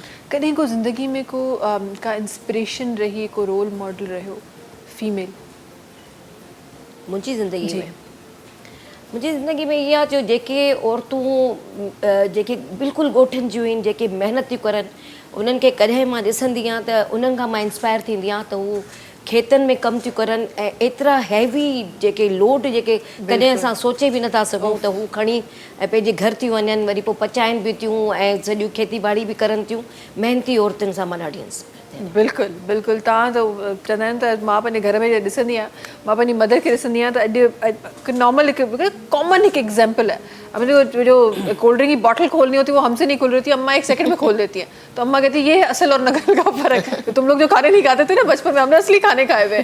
तो यह वाकई इहा हक़ीक़त आहे, ऐं उन में वॾो रोल जेको आहे उहो असांजी नानियुनि ॾाॾियुनि जो आहे, ऐं शायदि उन मुआशरे जो बि आहे जेको प्योरली हिकु प्योर मुआशरो, प्योर खाधो। हाणे त सभु कुझु ख़बर न आहे छा खाई जेको आहे, नकली सॼियूं शयूं ख़राबु आहिनि। हाँ बिल्कुलु बिल्कुलु यही आहे। कभी कोई रोल मॉडल, कोई इंस्पिरेशन रही ज़िंदगी में एक औरत के रूप में? सोशल उसमें तो होती हैं, लेकिन मैं अपना जहाँ तक है मुझे, तो हम बीवी फातिमा रज़ी अल्लाह ताला अन्हा हमारी रोल मॉडल हैं। आप उनकी ज़िंदगी हयात तैयबा को देख लें तो फिर हम लोग तो मतलब हम तो वैसे ही बहुत नाशुक्र हैं कि हम शुक्र अदा नहीं करते कि हमें मुस्लिम बनाया है। ये मुसलमान कोई ऐसी आराम से नहीं बन गए, कितनी जद्दोजहद और कितनी तकालीफ उठाकर इस्लाम फैला है। और फिर आप देखिए, वो तो सरवर कायनात की बेटी थी, खातून जन्नत हैं, फिर भी वो अपने सारे काम खुद करती थी। जब वो थक गई थी तो हज़रत अली ने कहा जाके इतने माले गनीमत में गुलाम आए हैं तो जाके बाबा से कोई ले लो। तो उन्होंने जब वो गई कि बाबा क्या कोई मुझे मिल सकता है ऐसा, तो उन्होंने कहा मैं वजीफ़ा बताता हूँ, तुम वो पढ़ो, कभी ज़िंदगी में ज़रूरत नहीं पड़ेगी। और वो विर्द फातिमा आज तक आप जो पढ़ता है आप देखिए, उसे ज़रूरत नहीं है। ऐसा ही है, ये तो उनकी देखिए- तकलीफ को देख के हाँ। फिर हमारे पास कोई और रोल मॉडल नहीं बचता। बिल्कुल बिल्कुल क्या- ऐसा ही है। और ये तो आप उन हस्तियों की बात कर रही हैं कि जिनकी तो हम खाक बराबर भी नहीं हो सकते। बिल्कुल। तो ये तो वो हस्तियां हैं कि जिनका वो बड़े एक मैं एक सुन रही थी, एक मौलाना साहब ने बड़ी खूबसूरत बात की कि इनकी ज़िंदगी के अगर 1000 पहलू हैं या 1,00,000 पहलू हैं, उस 1,00,000 पहलू में से एक पहलू भी आपके अंदर आ जाए, आपकी ज़िंदगी संवर जाए। संवर जाएगी। तो उनकी ज़िंदगी पे अमल करना, ये तो हम जैसा आम, मैं नहीं समझती कि हम कोशिश जैसा कर इंसान सकते हैं, बहुत सी चीज़ों में हम हाँ, कोशिश कर कोशिश लेते कर हैं। सकते हैं। मतलब हम सर्वेंट्स पे डिपेंड हाँ। नहीं करें, हम अपना सब खुद करें, अपने बच्चों को देखें। और कितने कितने मसाइल आए उनकी ज़िंदगी में, हम तो एक थोड़ा सा आए अल्लाह से शिकायत शुरू कर देते हैं। नहीं, उस वक्त उसमें भी राज़ी होकर दिखाएं कि हम राज़ी हैं। बिल्कुल बिल्कुल ऐसा ही है। और फिर रब की बात होती है तो वो तो 70 माओं से ज़्यादा प्यार करने वाला है।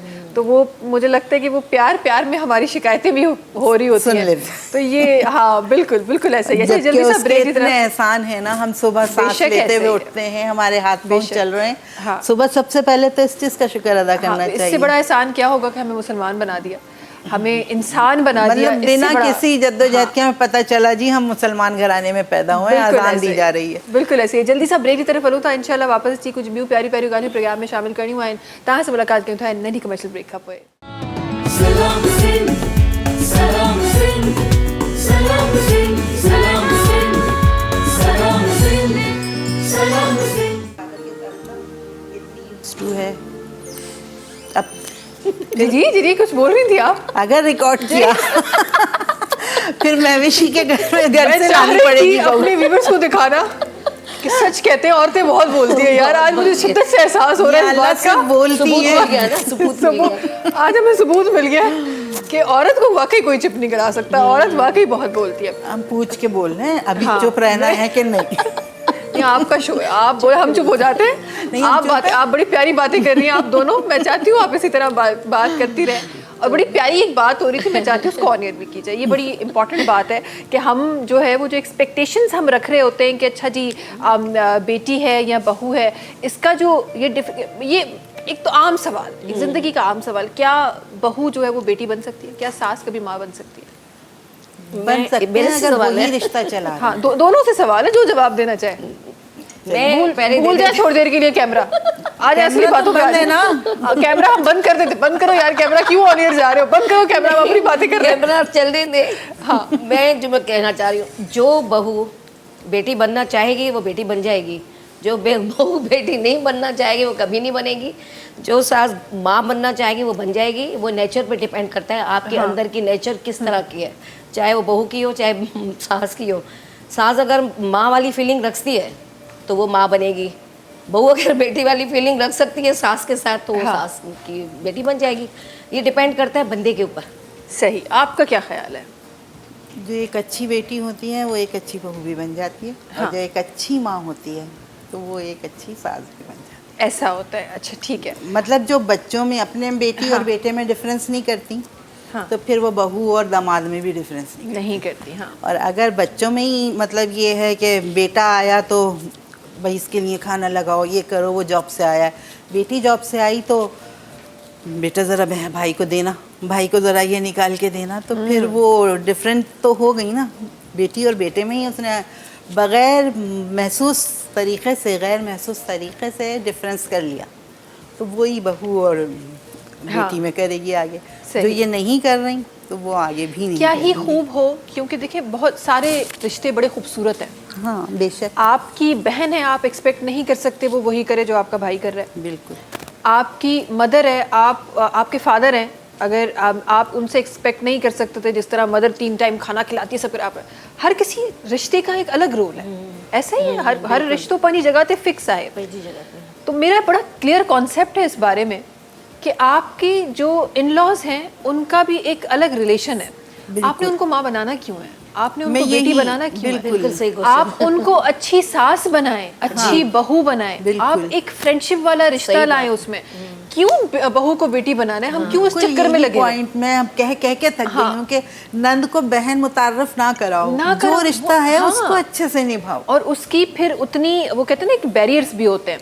आजकल हमारे झगड़े किस बात पे हो रहे हैं, हमारे झगड़े से हम कौन सी घर वाली बातों में चले गए, लेकिन ये बड़ा ज़रूरी है करना कि आजकल हमारे झगड़े किस बात पे हो रहे हैं कि बहू को अपना स्पेस नहीं मिलता, क्योंकि हम बेटी बनाने के चक्कर में होते हैं तो सब खानदान वाले उनके घर में, उनके कमरे में घुसे हुए होते हैं। बिल्कुल सही कह तो उसको स्पेस नहीं मिलता और वहाँ से वो फ्रस्ट्रेटेड होकर निकलती। आप उसको बहू समझें, उसको अपना प्राइवेट स्पेस दें।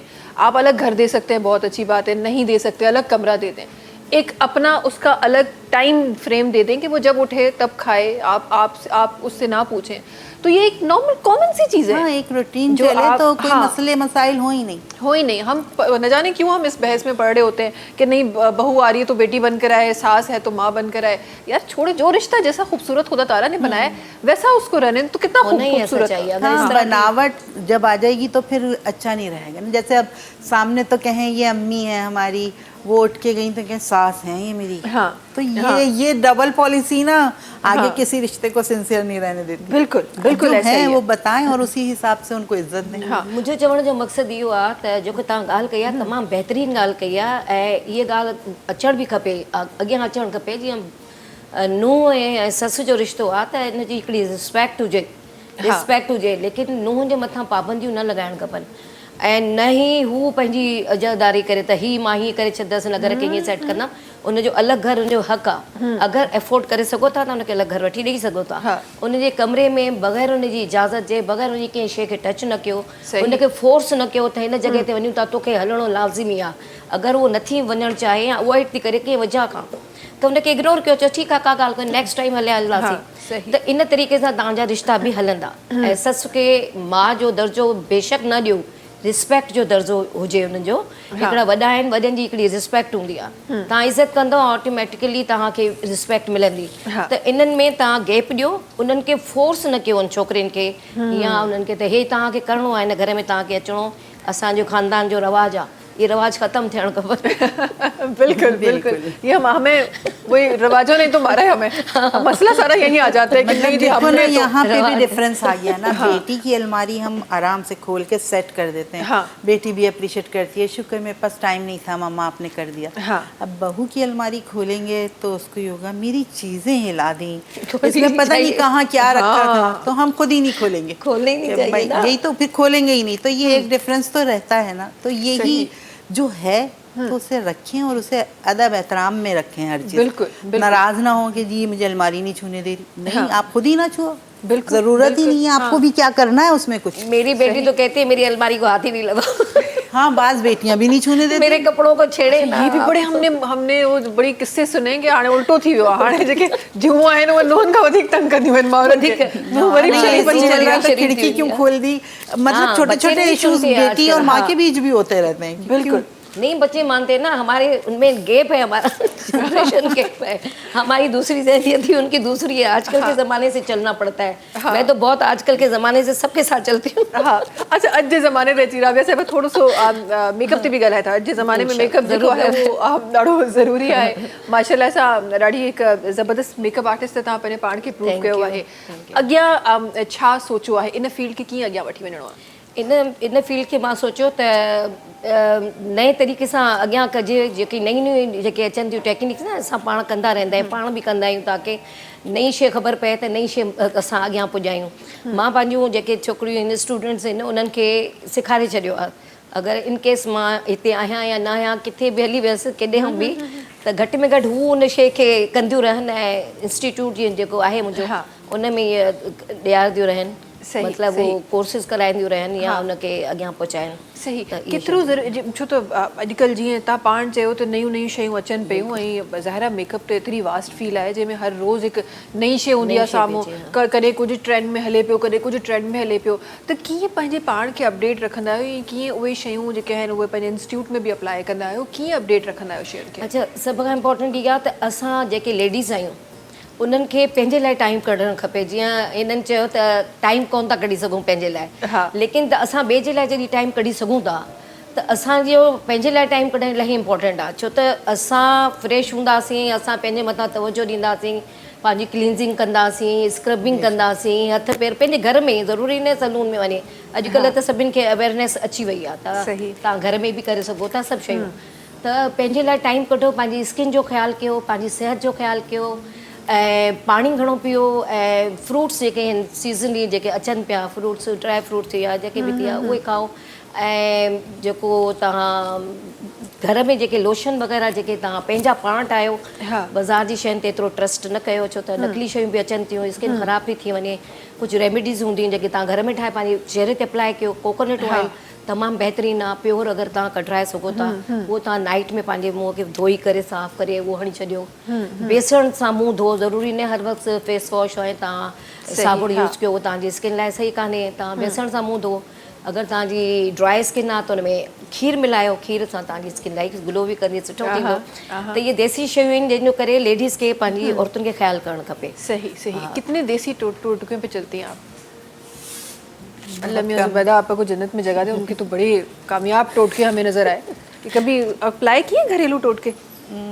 नहीं इतना स्किन मेरी बहुत सेंसिटिव है हाँ मैं टोटके बिल्कुल भी यूज़ नहीं करती अच्छा चले स्किन पे नहीं बेसन वगैरह से हाँ मुंह धो लेती थी पहले अब वो छोड़ दिया है ये तो सदाबहार फॉर्मूला है ना हाँ वो बेसन से मुंह धोना तो होता है एक फ्रेशनेस आ जाती है लेकिन यही है कि बस टाइम निकाल के मंथली या 15 डेज में या वैसे तो मंथली हो जाता है एक महीना 1.5 महीने में टाइम निकाल के ले लेती हूँ जैसे फेशियल है मैनी पैडी है बस यही लेती हूँ बहुरानी फैशन लेती हैं आप जा सकती हैं मेरे साथ जी बिल्कुल लेकर जाऊंगी बल्कि मैं नहीं भी जाऊंगी कहूंगी जाओ साफ सुथरी रहोगी तो मियाँ को अच्छी लगोगी और हमारा मेकअप तो देखे ना हम किसी के सामने ऐसे नहीं आ जाते हाँ तो मेक ओवर तो मेकअप तो चल ही रहा है ना हम सेट होकर आते हैं दुपट्टा पहन के अपना हल्की सी लिपस्टिक लगा के कोई मेहमान आए तो अंदर जाने के लिए पहले थोड़ा रेडी होते हैं तो ये तो ज़रूरी है ये हमेशा ज़रूरी रहेगा सही सही क्योंकि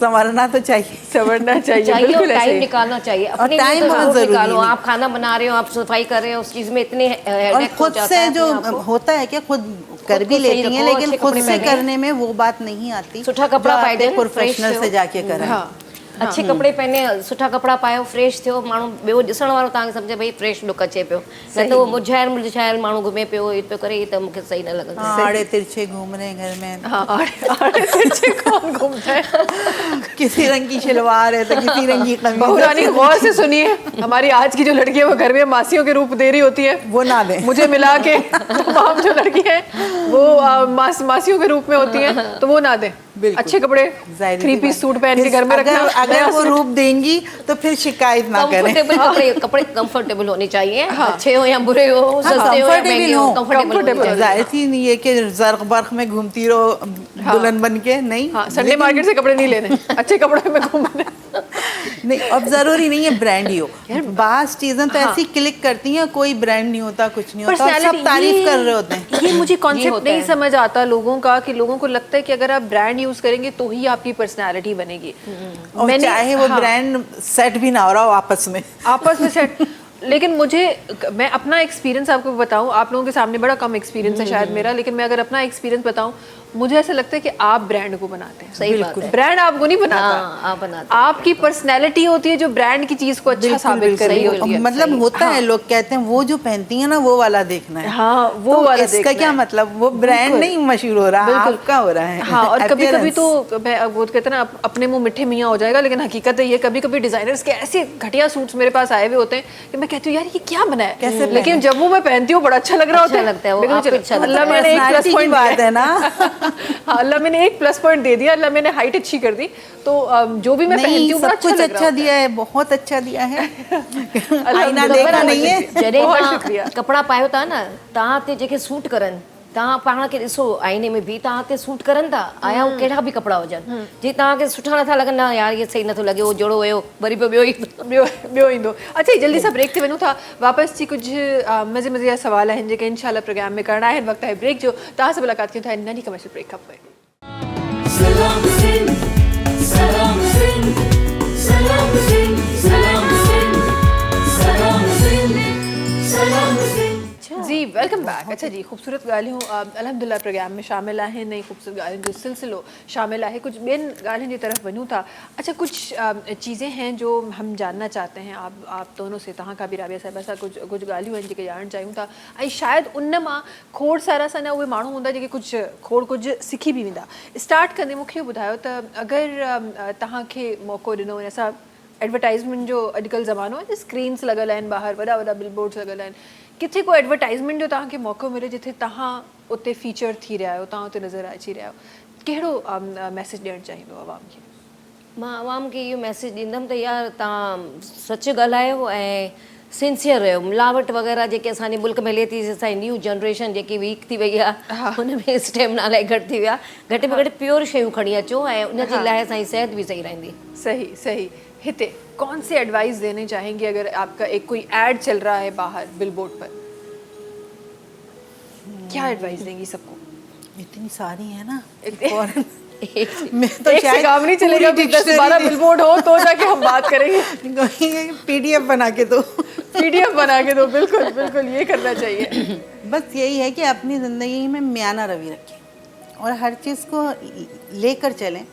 ऐसे नहीं कि बस दौड़ रहे हैं तो दौड़ रहे हैं, किसी चीज़ के पीछे भीड़ चाल में ना आए, अपने आप देखकर समझकर चलें सब। सही। अच्छा, लोगों को तो एडवाइस दे दी, अब ज़रा आपकी ज़िंदगी को देखते हैं और इतनी माशाल्लाह से अभी तक माशाल्लाह आप बहुत खूबसूरत लग रही हैं दोनों। मैं ज़रा जानना चाहती हूँ, वो 10 साल की वो जो बच्ची थी, जो 10 साल का आपका बचपन था, ज़ाहिर है इंसान गलतियाँ कर कर के सीखता है, हर कोई इंसान परफेक्ट तो होता नहीं है। वो जो 10 साल की बुशरा साहिबा थी, वो जो 10 साल की बच्ची थी, क्या एडवाइस देंगी उसको? बिठा के क्या समझाएंगी अपने ज़िंदगी के एक्सपीरियंस से? अपने ऊपर भी तवज्जो देनी चाहिए थी। हमने पूरी ज़िंदगी, बचपन में भी नहीं दी हमने। नहीं, हम बचपन में भी अपने ऊपर तो मतलब उस वक्त भी हमें ये होता था, अम्मी को ये बात अच्छी लगती है, ये कर लें, ये होता है ये कर लें, अब्बू को यूँ खुश कर दें, तो उस वक्त भी अपनी नहीं थी। तो अब आके ये होता है कि नहीं, थोड़ी अपनी मैं भी होनी चाहिए थी। ये मैं बिल्कुल ख़त्म हो गई है अंदर से, ख़त्म हो गई है। अच्छा, ये वो वाली जनरेशन है जिन्होंने जब ये बचपन में थे तो इन्होंने अपनी जो है वो अम्माओं की बातें सुनी हैं, अब उसके बाद फिर बच्चों की बातें सुनी हैं। इस जनरेशन को सुकून नहीं मिला, अपनायत नहीं मिली। सुकून तो मिला है, ये हम शिकायत नहीं करेंगे क्योंकि हमने खुद ही हमने अपनी खुशी से सब किया है ना, हम पे ज़बरदस्ती इम्पोज नहीं किया गया, तो इसलिए सुकून तो था उन चीज़ों में। इसीलिए हमारे कल्चर से ये जो औरत की मासूमियत है वो नहीं निकलती, सिर्फ इसी चीज़ की वजह से। अच्छा जी, तव्हां जी तरफ़ अचणु चाहींदमि। जी, मुंहिंजो चवण जो मक़सदु इहा त मां जॾहिं 10 सालनि जी हुअमि त असांजे मथां पेरेंट्स जी पाबंदी हूंदी हुई। उहो ई हूंदो त ॿाहिरि वञिणो कोन्हे किथे, कंहिंसां ग़लति सोबत में या के छोकिरियूं अहिड़ियूं हूंदियूं जेके असांजे स्कूल में पढ़ंदियूं, उन्हनि सां ॻाल्हाइणो कोन्हे। जीअं स्कूल वेंदासीं, असां सां गॾु असांजो सर्वेंट ॿाहिरि बीठो हूंदो, छुटी थींदी फ़ौरन ई घर पुॼंदासीं। किथे मतिलबु आज़ादी कोन हुई असांजे, मतिलबु मुंहिंजे उन ख़ानदान में, छो त पठान फैमिली हुई, दुरानी फैमिली हुई, त उन्हनि में थोरी हुई सख़्ती हुई। पर उहा सख़्ती जेकी हुई, जेको करणु चाहियूं पिया उहो करणु न ॾिनो वियो। या मतिलबु मां डॉक्टर थियणु चाहियां पई या कुझु बि करणु चाहियां त असां में छोकिरियुनि खे, उन पुराणी ज़माने जी ॻाल्हि आहे जॾहिं असां नंढा हुआसीं, अलाउड न हो, छो त पठान फैमिली आहे, असांजी छोकिरियूं ईअं कंदियूं। उन शइ सां मां सिखी। जॾहिं मुंहिंजी शादी थी वई, मुंहिंजो हस्बैंड माशाल्लाह इलाही कोऑपरेटिव हुयो ऐं हुन सपोर्ट कयो मूंखे इलाही। ऐं मां पंहिंजे ॿारनि खे हिकिड़ी शइ सम्झाए छॾी त सुठो रस्तो ऐं ख़राबु रस्तो, तव्हां ॿिन्हिनि मां कंहिं हिकिड़ो चूज़ कंदव त तव्हां कामयाबु थींदव, बुराई तरफ़ वञिणो कोन्हे। इहे सभु शयूं नंढी उमिरि में ॿारनि खे सम्झाए छॾियूं। पोइ माशाल्लाह ॿार समझदार हुया, मां उन्हनि खे आज़ादी ॾिनी, उन्हनि अहिड़ो कुझु न कयो, अलाह जो शुक्र अल्हम्दुलिल्लाह, ऐं कामयाबु ज़िंदगी गुज़री। छो त मां जे ज़िंदगी मां गुज़रियमि, मां न पई चाहियां मुंहिंजे औलाद जे मथां मां उन मथां पाबंदियूं हणां, तूं इंजीनियर न थींदे, तोखे डॉक्टर थियणो आहे या तोखे थियणो न, जेको तव्हांखे थियणो आहे तव्हां कयो पंहिंजी ज़िंदगी। दोबारा अगर पॉसिबल त न आहे, पर हिकु इमेजिनरी ॻाल्हि था कयूं, दोबारा अगर 10 सालनि जी जेका आहे उहा ज़िंदगी मिलंदी त पंहिंजी जेका ख्वाहिश आहे उहा पूरी कंदो था। इनखे शॉर्ट लफ़्ज़नि में इहो चयो जेको हुई डॉक्टर थियण जो शौक़ु हुयो, हाणे त उहो इंजीनियर डॉक्टर थियण जी, त पोइ इहे ब्यूटिशियन ऐं मोटिवेशन। मूंखे लॻंदो आहे मदर जेका आहे न, हिकु जेका मदर जेको ख़ुदा ताला माउ खे एॾो दर्जो ॾिनो आहे, मदर हर प्रोफेशन जी लीडर होती है, हर शइ अचे थी उनखे। बिल्कुल। बच्चों को, छोटे छोटे बच्चों को कितनी चोटें लगती हैं, वो फौरन तो नहीं हॉस्पिटल पहुंचते। बिफोर मैरिज बच्चे तो नहीं हुए होते हैं ना, लेकिन जब होता है तो पूरी ट्रेंड हुई भी होती है वो अंदर से। बिल्कुल एक्सपर्ट हो जाती है, लेकर चल रही होती है। हाँ, तो खुदा ताला जेका है वो औरत में ये सलाहियत ॾिनियूं आहिनि।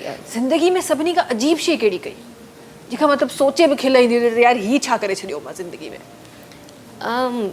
यादि कोन थो अचे इलाही ज़िंदगी में को मतिलबु अजीब शइ कई हुजे। को कई हुजे या कोई अहिड़ो हादसो पेश आयो हुजे जेको ॾाढो अजीबो ग़रीब हुजे?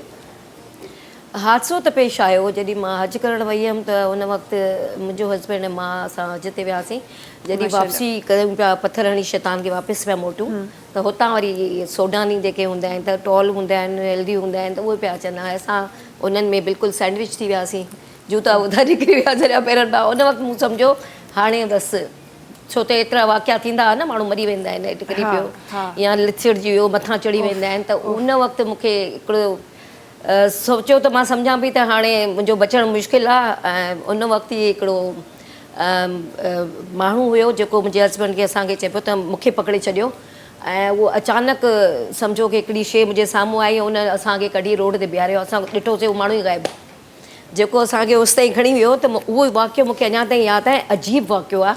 त उहो माण्हू किथे नज़र न आयो, असांजा जूता हुया ई न पेर में, उस में पेर सड़नि पिया रोड ते। पोइ असां चंपल वंपल वरितोसीं, यार उहो माण्हू केॾे वियो जेको असांखे ॿाहिरि कढी आयो? त उहो माण्हू असांखे नज़र न आयो, पर इहा अलाह जी मदद हुई हिकिड़े तरीक़े जी। नई ज़िंदगी अलाह साईं ॾींदो आहे त पोइ तव्हांखे ख़बर आहे। बिल्कुलु बिल्कुलु बिल्कुलु तव्हां सही था फरमायो। यहाँ ज़िंदगी में कोई अजीब हादसा या कोई अजीब ऐसी चीज़ जो हुई हो, सोचते हुए यकीन ना होता कि ये क्या हो गया यार, तो ये कैसे हो गया? अजीब तो नहीं, बहुत दुखी हादसा जो अभी ही रिसेंटली मेरे साथ हुआ।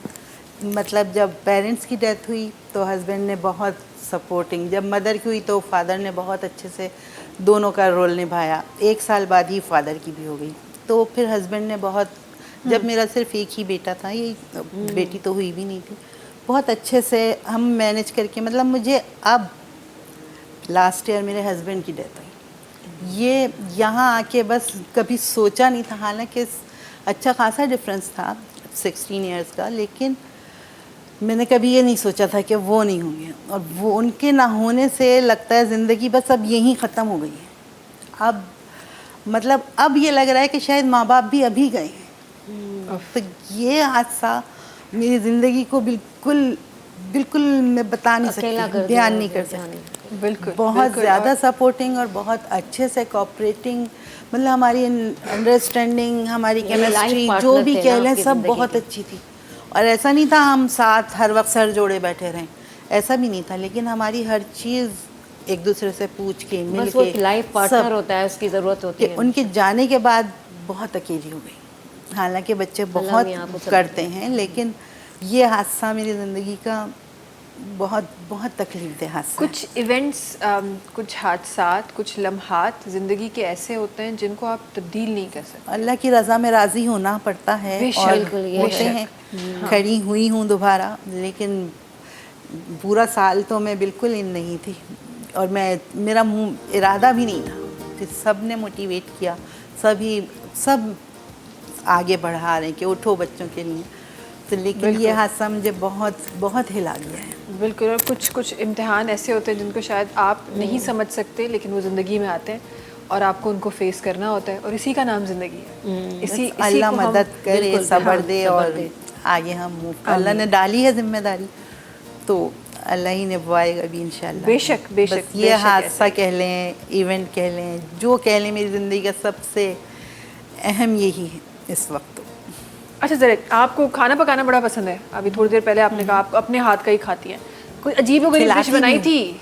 अजीब व गरीब, हाँ, कि कोई नया तजुर्बा ट्राई किया और पता नहीं क्या बन गया हो। जाना था कश्मीर, पहुंच गई थी। मैंने चुकंदर ले आए थे, ये पकाए, और वो मैंने कभी नहीं पकाए थे। जब काटे तो मैं परेशान, पकाया तो परेशान, खाया तो परेशान। वो चुकंदर तो मेरी समझ में नहीं आया, लेकिन मैंने पका लिए थे, जैसे तैसे पक गए थे। बस कुछ लाल सी चीज बनी थी। ये था, हाँ, वो लाल सी ही बनी थी। लाल ही बनी थी, और लालम लाल, मुंह लाल, हाथ लाल, हर चीज लाल में। तो परेशान थी, ये हो क्या। हाँ, फ्रूटी वेजिटेबल्स मेकअप ठही सके तो चुकंदर सां ठही सघे लिप कलर ठही सघे कलर थो। से अचानक ख़बर न छो मुंहिंजे ज़हन हाँ, में आयो। चुकंदर से होता है। वो चुकंदर कहते हैं हाँ, न्यू बोर्न बेबी हो तो उसके भी लगा दें तो रेडी रहते हैं हमेशा। हाँ लगा सकते हैं टेम्परेरी, यानी कि मतलब ब्लश कर हल्के सकते से हैं, लगा हाँ, दें लगा सकते हैं। जब बिल्कुल नया हो। सुना है मैंने वैजलीन में डाल के बनाया था चुकंदर का ये जूस और वैजलीन को मिक्स करके चिपस्टिक बनाई थी, बहुत अच्छी बनी थी, वो चिक्स पे भी लगाती थी। जबरदस्त यार, ये तो बड़ी कोई- अच्छी टिप है। हाँ ये तो बड़ी अच्छी। अब टिप्स आ रही, जब मैं पूछ रही थी तब तो किसी ने नहीं बोला, अब याद आ रही है जब प्रोग्राम का टाइम खत्म हो गया। तो कुछ तृष्णगी रहनी चाहिए ना, ताकि नेक्स्ट टाइम हम टोटको के लिए बुलाएंगे। थैंक यू सो मच हमारे साथ होने के लिए। तव्हांजी वॾी महिरबानी राबे सब सगर हुजण जे लाइ, प्रोग्राम में शामिल थियण जे लाइ, ख़ूबसूरत ॻाल्हियूं प्रोग्राम में करण जे लाइ, ख़ूबसूरत आवाज़ प्रोग्राम में शामिल रखण जे लाइ, ऐं जिथे जिथे जेको जेको तव्हां कमु करे रहिया आहियो, यकीन ॼाणियो बल्कि मुंहिंजे मुल्क जी मुंहिंजे मुआशरे जी हर औरत पंहिंजी जॻह ते ॾाढो ख़ूबसूरत कमु करे रही आहे, ॾाढो प्यारो कमु करे रही आहे। पंहिंजे पाण में हू मुआशरे सां विढ़ी रही आहे, चाहे कंहिंजी सपोर्ट हुजे। ॾाढी ब्लेस्ड आहिनि उहे औरतूं जिन वटि सपोर्ट आहे, पर जिन वटि न बि आहे उहे बि मुआशरे सां विढ़ी उहे उन समुंड मां निकिरी रहियूं आहिनि, जॻह ठाहे रहियूं आहिनि। उहा ई जॻह जेका शायदि कंहिं टाइम ते असांजे पुराणे ज़माने वारनि औरतुनि ठाही हुई ऐं अॼु असां उन रस्तनि ते हली रहिया आहियूं। अॼु जी औरत बि उन ई स्ट्रगल में आहे, उन ई जद्दोजहद में आहे। तमामु औरतुनि खे सलाम आहे, तमामु औरतुनि खे प्यार आहे। ऐं पंहिंजे घर जी औरतुनि सां हिकु दफ़ो ॿीहर मुंहिंजी रिक्वेस्ट हूंदी, तव्हां सभिनी सां पंहिंजे घर जी औरतुनि जे लाइ एफर्ट्स कयो, पंहिंजी रिश्तनि जे लाइ एफर्ट्स कयो, थैंक यू जा लफ़्ज़ इस्तेमालु कयो। जेॾीमहिल घर वञो था, अगरि उहा औरत कम में मशगूल आहे, थोरो सो कमु न बि करे सघो था, उन सां गॾु बि तव्हां बीहंदो, तॾहिं बि उनजी ज़िंदगी ॾाढी ख़ूबसूरत गुज़रंदी। वॾी महिरबानी असां गॾु हुजण जे लाइ। आख़िर में शोभे भाई जो आवाज़ सां शामिल करे रहिया आहियूं। नाज़रीन, तव्हां सां मुलाक़ात इंशाअल्लाह वरी सुभाणे थींदी। तेसि ताईं सभिनी खे ॾींदा इजाज़त। अल्लाह हाफ़िज़। जी शोभे भाई। मेरे बचपन के दिन कितने अच्छे थे दिन, आज बैठे बिठाए क्यों याद आ गए। मेरे अपनों से मुझको मिला दे कोई, मेरा बचपन किसी मोल ला दे कोई, मेरे बचपन के दिन।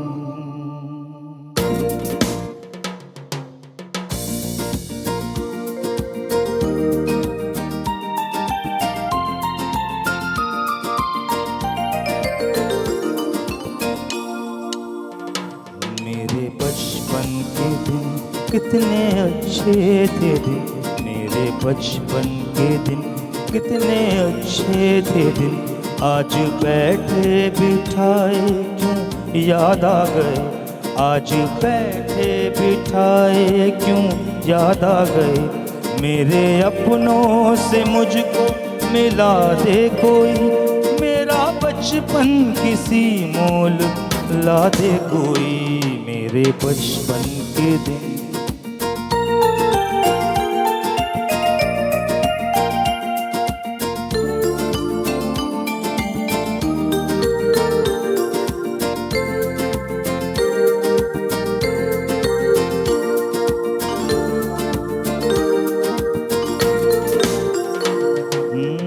कितनी बेलौस थी अपनी वो दोस्ती, कितनी मासूम थी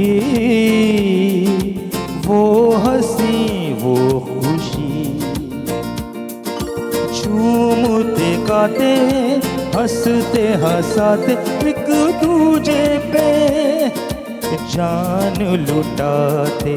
काश फिर वो ज़माने, काश फिर वो ज़माने दिखा दे कोई, मेरा बचपन किसी मोल ला दे कोई, मेरे बचपन के दिन,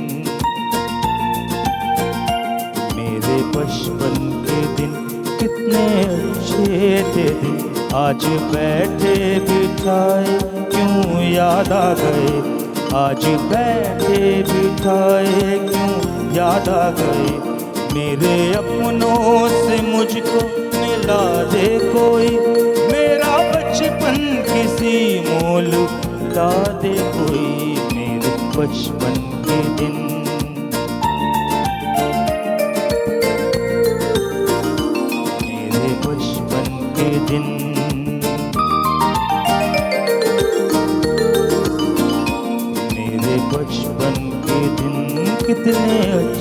थे दिन, मेरे बचपन के दिन कितने अच्छे थे दिन। आज बैठे बिठाए यूं याद आ गए, आज बैठे बिठाए क्यों याद आ गए। मेरे अपनों से मुझको मिला दे कोई, मेरा बचपन किसी मोल ला दे कोई। मेरे बचपन के दिन, मेरे बचपन के दिन, मेरे बचपन के दिन। सब्सक्राइब कयो असांजो official YouTube channel Sindh TV HD ऐं वधीक अपडेट लाइ बेल आइकन खे क्लिक करियो।